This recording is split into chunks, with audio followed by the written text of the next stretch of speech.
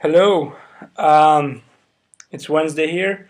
Been kind of a busy week. I woke up not long ago and I'm getting ready to go speak today, but I figured I have a few free minutes, and so I was going to do a quick update what happened the past week. Friday was kind of pretty free for me, I guess, and then after that it went crazy.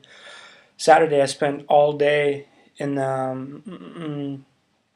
at the center, and I had to work from 11 till 6 teaching kids of different levels computer classes and stuff. And basically what we do at computers classes is kind of a walk them through Microsoft Word and how to use that program, because that's for the first half hour or 45 minutes or so, and then we learn how to type on a program, how to type without looking. We're doing that as well, and then they kind of get some free time to go and be on Vkontakte or some other internet sites that I want to go to. So I was doing that on Saturday, and then I had an 8-year-old girl. I think she was 8, maybe she was 10, and she was there in a computer class. So with her, we just kind of went over how to turn it on and off and things like that. So that was kind of fun, and definitely was like a little hurricane, like I posted on my Facebook, a bunch of kids, but it was good. Then Sunday I went to a different church. This time it's in a 130-year-old building that is a church, and yeah, and then I went to that church Sunday, and there's 3 levels in every level, or 3 floors, and every floor actually is a church in itself. Possibly someone told me that there's 5 churches there that meet at some point during a week. On the bottom, it's more of a kind of a Lutheran church, pews,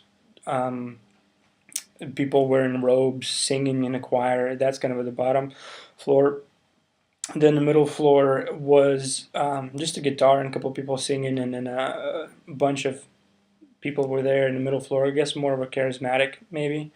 I don't know. And then the top floor is where we were at, and that was a church that was started by missionaries in the 90s, and they're still there. And well, no, not the missionaries, but the church is still there. And there's about 200 people there, and they have kind of a full band, and they rotate. There's 3 bands, and they rotate every Sunday to play there. So that's the church I went to. There was a lot of Americans or English speaking people, I should say, because I'm not sure if some of them were American. Some of them were from Britain, and so it was crazy. A couple was sitting behind me with a little baby, and we introduced ourselves, to each other in Russian, and I noticed he had a pretty thick accent, kind of terrible, and so. And then I started, listening to the church service, and then I heard him start speaking to his wife, and he was British, and so I was like, oh, wow, that's kind of crazy. So I turned around, and I was like, look, if I knew you were speaking English, I was going to speak English to you. But yeah, they still kept something in this church where they have a translator there, I guess, for English-speaking people still. Back in the day when missionary was the pastor, they had a Russian translator, and the pastor obviously spoke everything in English, and now they reversed roles. The Russian pastor was there, and the English translator was translating everything. So that's kind of cool. A little bit confusing for me because I, once again, did not know what language to listen to, but it was good, and I found something new out, I guess, at church service, is that the numberings in Psalms, in Russian Bible and English Bible, are 1 off after Psalms 20. I guess in Russian Bible they kept Psalm 20, and in English-speaking Bible they split it in 2.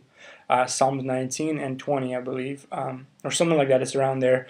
And so, needless to say, whenever the Russian pastor would say, let's open up to Psalm 43, and then the American would say, let's open up to Psalm 44, I was like, okay, someone does not know their numbers, but it ended up being me.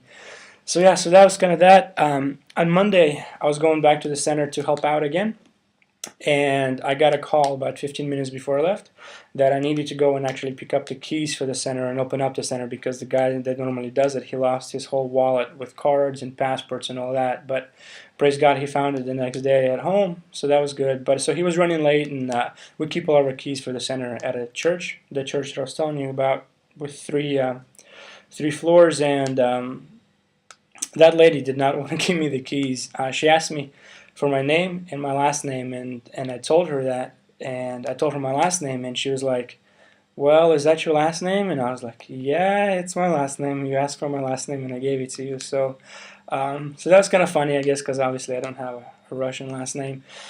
So yeah, so that was on Monday. I had to open up the center and play with kids.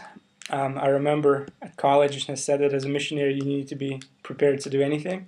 And sure enough, on Monday I opened up the center. On Tuesday, yesterday, I had to help cook. We have a group here from Ukraine and from some other city in Russia, I don't remember.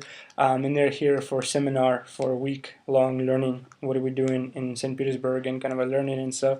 I had to peel 4 kilograms of potatoes. If you ask how many pounds that is, I don't have any idea. So you can look it up. But yeah, I was peeling potatoes, and they were joking and calling me chef.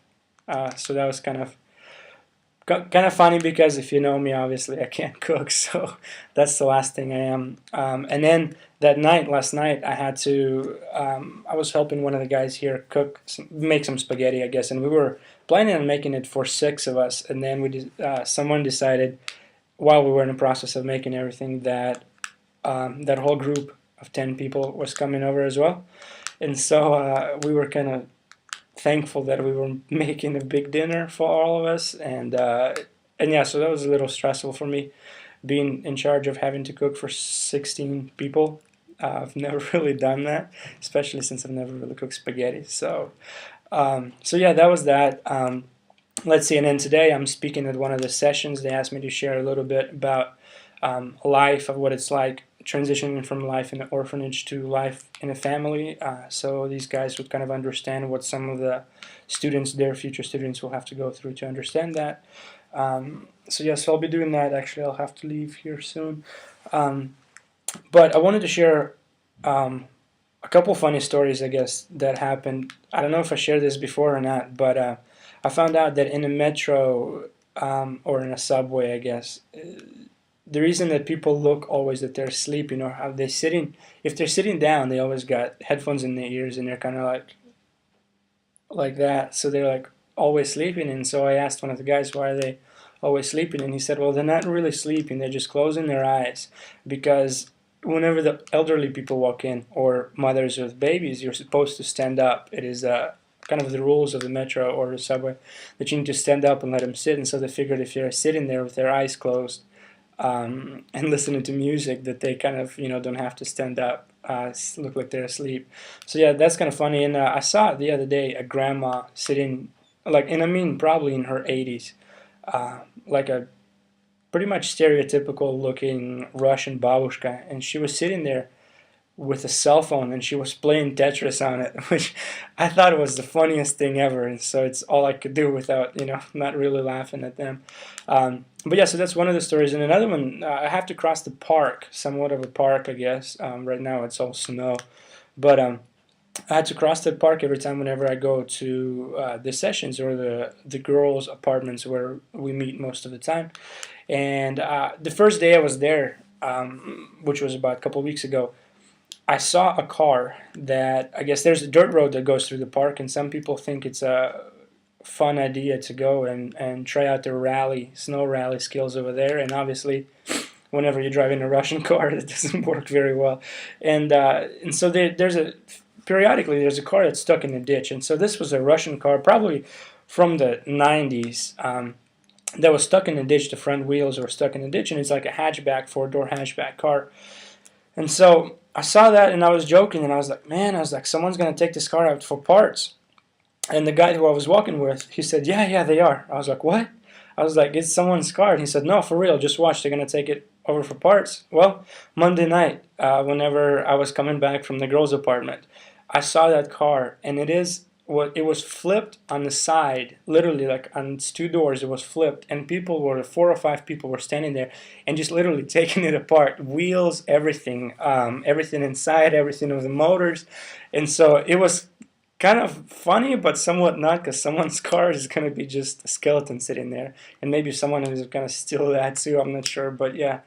So that was kind of funny.